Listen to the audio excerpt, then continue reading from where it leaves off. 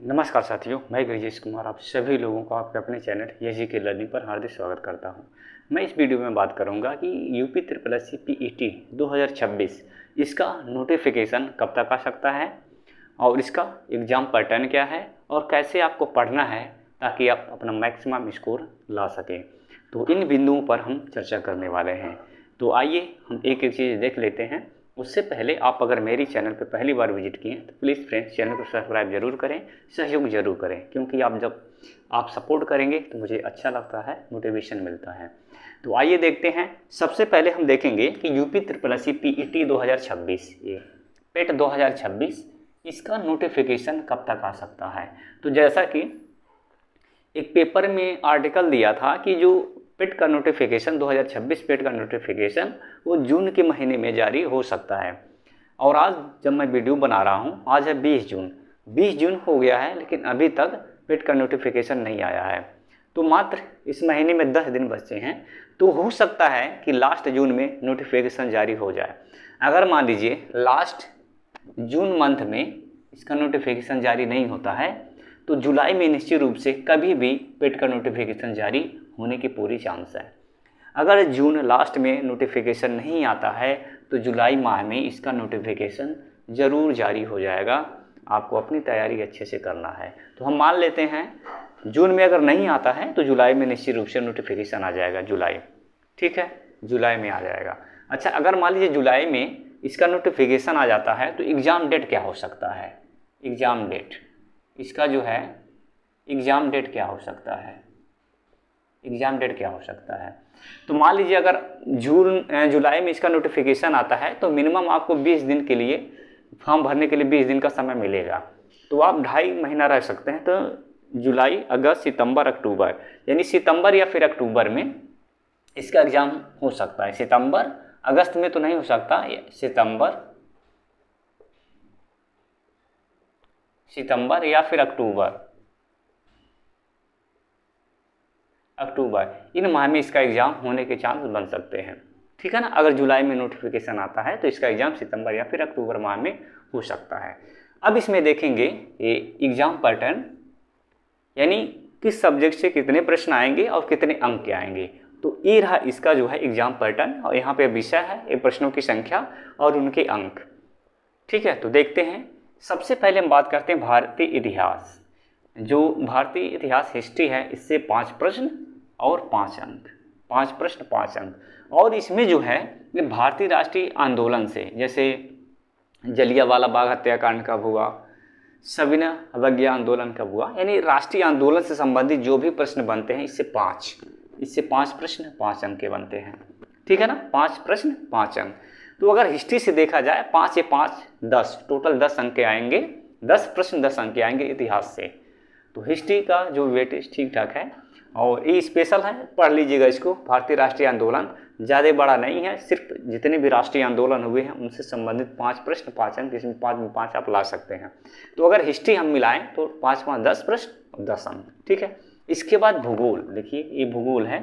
भूगोल, और भूगोल में जो भारत का भूगोल और विश्व का भूगोल दोनों मिला करके ये 5 प्रश्न और 5 अंक, ठीक है ना। 5 प्रश्न 5 अंक। भारतीय अर्थव्यवस्था जो इंडियन इकोनॉमी है, इकोनॉमिक से, ये 5 प्रश्न और 5 अंक, ये भी 5 प्रश्न 5 अंक। भारतीय संविधान जो पॉलिटी है, इंडियन पॉलिटी, इससे 5 प्रश्न 5 अंक। सामान्य विज्ञान जो जनरल साइंस है, इसमें भी 5 प्रश्न 5 अंक।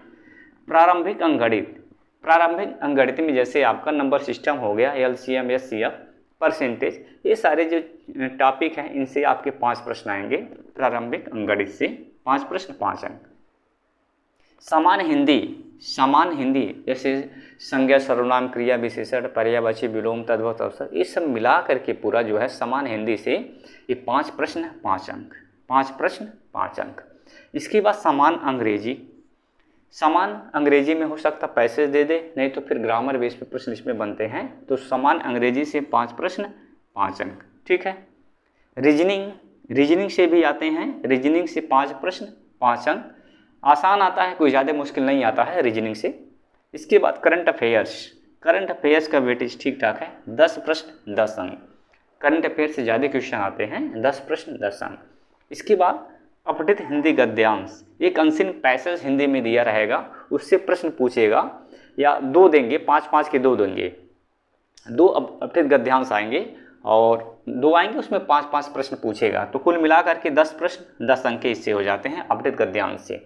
इसके बाद देखिए ग्राफ व्याख्या और तालिका विश्लेषण, यही DI जो डाटा इंटरप्रिटेशन है, इससे कुल मिलाकर के देखिए 10 या 10 टोटल 20 अंक के आते हैं। सबसे ज़्यादा वेटेज इसी का है, DI का, ठीक है ना।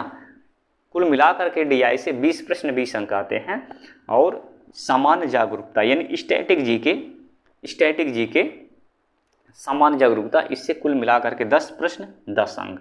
तो टोटल ये जो है 100 प्रश्न हो गए, टोटल 100 प्रश्न और 100 अंक। एक प्रश्न 1 अंक का होगा, टोटल 100 प्रश्न 100 अंक। और इसमें जो समय आपको मिलेगा, समय मिलेगा 2 घंटे। ऑफलाइन इसका एग्जाम होता है और 1/4 नेगेटिव मार्किंग होता है, 1/4 नेगेटिव मार्किंग होता है। समय 2 घंटे रहने वाला ऑफलाइन इसका एग्जाम होता है। तो हर एक सब्जेक्ट से जितने प्रश्न आने हैं पूरा एकदम यहाँ पर दिया गया है, ठीक है ना। सबसे अब बात कर लेते हैं कैसे आपको पढ़ना है, थोड़ा सा भी हम ध्यान दे देते हैं। तो सबसे जो स्कोरिंग सब्जेक्ट है आप देखेंगे, इसमें ग्राफ व्याख्या और तालिका विश्लेषण यानी DI कुल 4 DI आएंगे, 5-5 के, टोटल 20 प्रश्न बनेंगे 20। तो सबसे ज़्यादा वेटेज इसी का है, तो इसको आप पढ़ लीजिए DI। और इसमें ज़्यादा मेहनत नहीं करना है, अगर आधा घंटा भी रोज सॉल्व करेंगे, 2 DI डेली प्रैक्टिस करिए। ईजी भी आते हैं, थोड़ा मॉडरेट टफ भी आते हैं। मान के चलिए 4 में 2 DI ईजी आएंगे, बाकी 2 थोड़ा सा कैलकुलेशन बेस रहेगा। तो इस हिसाब से अपनी तैयारी कर लीजिए, इसमें नंबर लाना आसान है। इसके बाद अगर हम बात करते हैं हिंदी का पोर्शन, देखिए इसमें जो है समान हिंदी 5 और साथ में जो है अपठित गद्यांश, यहाँ पे अपठित गद्यांश से 10।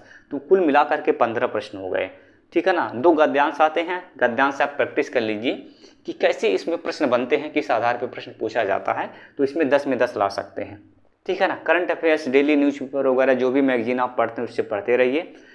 ग्राफ व्याख्या तो मैंने बताया, समान जागरूकता जो स्टैटिक जीके प्रश्न बनते हैं और ख़ास करके जो यूपी से रिलेटेड हैं उसको आपको ध्यान देना है। जो उत्तर प्रदेश से रिलेटेड स्टैटिक जीके हैं उससे प्रश्न मैक्सिमम बनेंगे, तो उसको आप अपना पढ़ते रहिए जिस भी सोर्स से पढ़ते हैं।